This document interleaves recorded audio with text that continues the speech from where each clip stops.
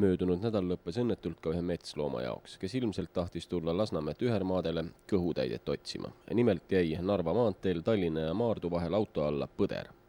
Pealtnägijate sõnul olevat põder tulnud Maardu järve tagant Padrikust, jalutanud veidi maad mööda tee äärt ja siis teele astunud. Tallinnast Narva poole viiva suuna ületas noor põder viiperusteta.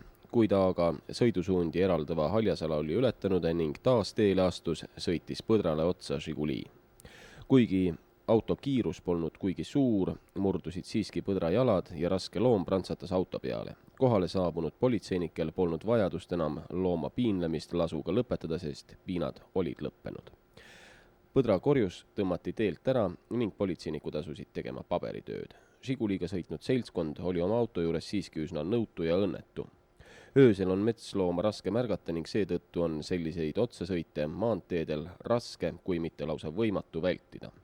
Auto saab igal juhul kõvasti viga ja kui mõni kindlustus ka kahjusid korvab, siis kuuldavasti saavad korvamisest kasu vaid kindlustuspetturid, sest ikka leitakse mõni põhjus, miks tavakindlustanu kahjusummat vähemaks kaubelda.